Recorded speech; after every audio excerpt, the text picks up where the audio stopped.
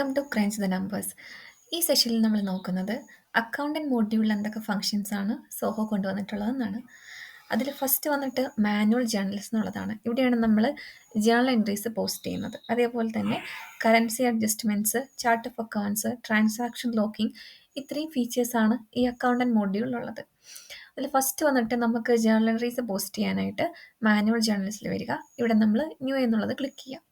ഇവിടെ ഫസ്റ്റ് ചോദിക്കുന്നത് ലൊക്കേഷനാണ്, എന്ന് വെച്ചാൽ നമ്മുടെ ബ്രാഞ്ച് ഏത് ബ്രാഞ്ചിലാണ് നമ്മൾ ഈ എൻട്രി പോസ്റ്റ് ചെയ്യുന്നതെന്ന് സെലക്ട് ചെയ്ത് കൊടുക്കുക.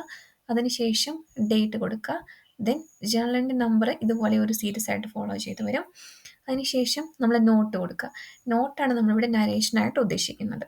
ഞാനൊരു സാലറീൻ്റെ പേയ്മെൻറ്റ് എൻട്രിയാണ് പോസ്റ്റ് ചെയ്യുന്നതെങ്കിൽ ഇവിടെ salary paid for the month of May 2025 എന്നുള്ളതാണ് നരേഷനായിട്ട് കൊടുക്കുന്നത്.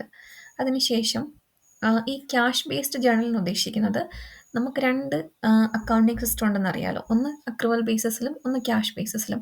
അപ്പോൾ നമ്മളിവിടെ ക്യാഷ് ബേസ്ഡ് ജേർണൽ എന്നുള്ളൊരു ടിക്ക് ചെയ്ത് കൊടുത്തിട്ടുണ്ടെങ്കിൽ നമ്മുടെ ക്യാഷ് ബേസ്ഡ് റിപ്പോർട്ട്സിൽ മാത്രമേ ഈ ജേർണൽ എൻട്രി വിസിബിൾ ആവത്തുള്ളൂ. അപ്പം നമ്മൾ ഇന്ത്യയിൽ എല്ലാവരും ഫോളോ ചെയ്യുന്നത് അക്രൂവൽ സിസ്റ്റം ആയതുകൊണ്ട് തന്നെ ഈ ഒരു ടിക്ക് ചെയ്ത് കൊടുക്കാതിരിക്കാനായിട്ട് ശ്രദ്ധിക്കുക. അതിനുശേഷം കറൻസി കൊടുക്കുക. ദെൻ നമ്മൾ ഡെബിറ്റ് ചെയ്യുന്ന അക്കൗണ്ട് ഏതാണോ ആ അക്കൗണ്ട് കൊടുക്കുക. ഇപ്പോൾ സാലറി ആൻഡ് എംപ്ലോയി വേജസ് എന്നുള്ള അക്കൗണ്ടാണ് ഞാൻ ഡെബിറ്റ് ചെയ്യുന്നത്. അവിടെ എമൗണ്ട് ഡെബിറ്റിൽ കൊടുക്കുന്നു. അതിനുശേഷം ക്രെഡിറ്റ് സൈഡിൽ ഏതാണോ നമ്മൾ ക്രെഡിറ്റ് ചെയ്യുന്നത്, ബാങ്ക് അല്ലെങ്കിൽ ക്യാഷ് അക്കൗണ്ട് കൊടുത്തിട്ട് ക്രെഡിറ്റ് സൈഡിൽ ഇവിടെ എമൗണ്ട് എൻ്റർ ചെയ്യുന്നു. ദെൻ ഇതിന് ടോട്ടലി ഡിഫറൻസ് ഒന്നും വരാൻ പാടില്ല. ഡിഫറൻസ് 0 ആയാലേ നമുക്ക് സേവ് ചെയ്യാനായിട്ട് അലൗ ചെയ്യത്തുള്ളൂ. ഇവിടെ ഞാൻ സേവ് ആൻഡ് പബ്ലിഷ് എന്നുള്ളത് കൊടുക്കുന്നു. അപ്പോൾ ഇവിടെ ഒരു ജേർണൽ എൻട്രി ഇവിടെ ക്രിയേറ്റ് ആയിട്ടുണ്ട്. ഇനി അടുത്ത ഒരു ഓപ്ഷനാണ് കറൻസി അഡ്ജസ്റ്റ്മെൻറ്റ് എന്ന് പറയുന്നത്. ഇത് നമ്മൾ യൂസ് ചെയ്യുന്നത് നമ്മൾ ഫോറിൻ കറൻസി ട്രാൻസാക്ഷൻ ഇൻവോൾവ് ചെയ്യുന്നുണ്ട്. അപ്പം നമ്മളൊരു പർട്ടിക്കുലർ പീരീഡിൽ നമ്മൾ ചെക്ക് ചെയ്യുന്ന സമയത്ത് നമ്മൾ ബുക്കിൽ കാണിക്കുന്ന ബാലൻസുമായിട്ട് ഇപ്പോഴത്തെ എക്സ്ചേഞ്ച് റേറ്റ് നല്ല ഡിഫറൻസ് ഉണ്ടെന്നുണ്ടെങ്കിൽ നമുക്ക് ആ ഒരു കറണ്ട് എക്സ്ചേഞ്ച് റേറ്റിലോട്ട് നമ്മുടെ ഇപ്പോഴത്തെ ബുക്ക് ബാലൻസ് എത്തിക്കാനാണ് നമ്മൾ ഈ ബേസ് കറൻസി അഡ്ജസ്റ്റ്മെൻറ്റ് ചെയ്യുന്നത്. ഇങ്ങനെ നമ്മൾ ചെയ്യുന്നത് വഴി കറണ്ട് എക്സ്ചേഞ്ച് റേറ്റ് എത്രയാണോ ആ ഒരു ലെവലിലേക്ക് തന്നെ നമ്മുടെ ബുക്കിൻ്റെ ബാലൻസും നമുക്ക് കൊണ്ടുവരാനായിട്ട് പറ്റും. അടുത്ത വന്നിട്ട് ചാർട്ട് ഓഫ് അക്കൗണ്ട്സ് ആണ്. സോഹോ ബുക്സ് ഡിഫോൾട്ടായിട്ട് നമുക്ക് ഇത്രയും ലെഡ്ജേഴ്സ് പ്രൊവൈഡ് ചെയ്യുന്നുണ്ട്. ഇത് കൂടാതെ നമുക്കൊരു ലെഡ്ജർ ക്രിയേറ്റ് ചെയ്യണമെന്നുണ്ടെങ്കിൽ നമ്മളിവിടെ ന്യൂ എന്നുള്ള ബട്ടൺ ക്ലിക്ക് ചെയ്യാം. ഇവിടെ ഫസ്റ്റ് നമ്മളോട് അക്കൗണ്ട് ടൈപ്പാണ് ചോദിക്കുന്നത്. നമുക്ക് അക്കൗണ്ട് ടൈപ്പിൽ പുതുതായിട്ടൊന്ന് ക്രിയേറ്റ് ചെയ്യാനായിട്ട് പറ്റത്തില്ല. ഇതിൽ നിന്ന് ഡ്രോപ്പ് ഡൗണിൽ നിന്ന് വേണം സെലക്ട് ചെയ്യാനായിട്ട് പറ്റത്തുള്ളൂ.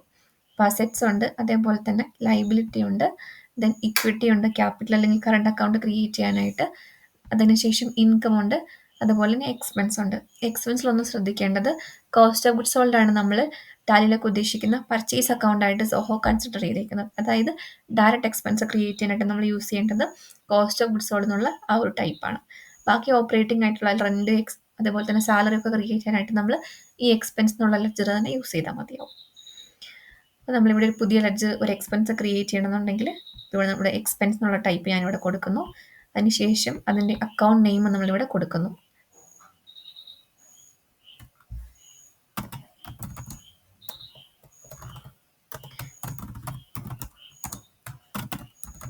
അതിനുശേഷം ഇതൊരു സബ് അക്കൗണ്ടായി ക്രിയേറ്റ് ചെയ്യണമെന്നുണ്ടെങ്കിൽ നമുക്ക് പാരൻ്റ് അക്കൗണ്ടായിട്ട് ഒരു പാരൻ്റ് അക്കൗണ്ടിനെ ചൂസ് ചെയ്യും. ഇപ്പോൾ ഞാൻ റെൻ്റ് എക്സ്പെൻസ് എന്നുള്ളതിലേക്ക് ഓഫീസ് റെൻ്റ് എന്നുള്ളതിൻ്റെ ഒരു ലൊക്കേഷനും കൂടെ ആഡ് ചെയ്യണം.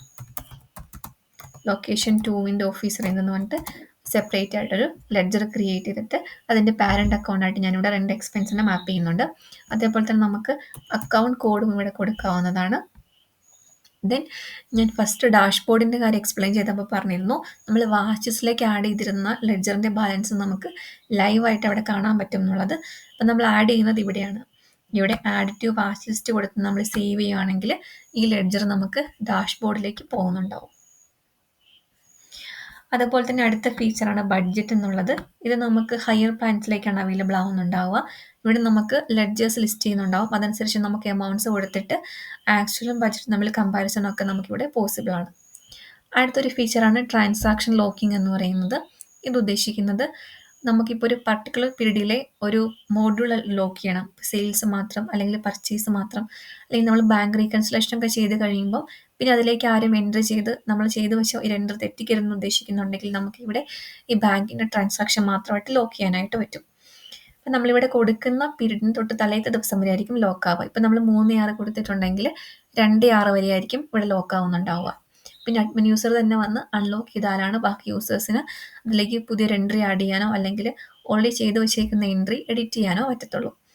നമുക്ക് മോഡ്യൂൾ അല്ലാതെ മൊത്തം ബുക്സ് ആയിട്ട് ലോക്ക് ചെയ്യാനായിട്ട് പറ്റും. അപ്പോൾ ഇവിടെ switch to lock all transaction എന്നുള്ളത് കൊടുത്താൽ മതിയാവും. അവിടെ നമുക്ക് ഇതുപോലെ ഒരു ഡേറ്റ് കൊടുക്കുമ്പോൾ ഇത് നമുക്ക് ലോക്ക് ആവും. ഇതിപ്പോൾ നമ്മൾ ഉദ്ദേശിക്കുന്നത് ഒരു ഓഡിറ്റ് ഒക്കെ കഴിഞ്ഞ് നമ്മൾ എല്ലാ അഡ്ജസ്റ്റ്മെന്റ് എൻട്രീസും പാസ് ചെയ്തു. അപ്പോൾ നമുക്ക് ആ കഴിഞ്ഞ ഫിനാൻഷ്യൽ ലോക്ക് ചെയ്യണമെന്നുണ്ടെങ്കിൽ നമ്മളിവിടെ 31 മാർച്ച് 2025 എന്നുള്ളത് കൊടുക്കുമ്പോൾ കഴിഞ്ഞ ഫിനാൻഷ്യൽ ലോക്ക് ആയിട്ടുണ്ടാവും. അതാണ് 3 ഫീച്ചേഴ്സാണ് ഈ അക്കൗണ്ടന്റ് മോഡ്യൂളിൽ സെറ്റ് ചെയ്ത് വെച്ചിരിക്കുന്നത്.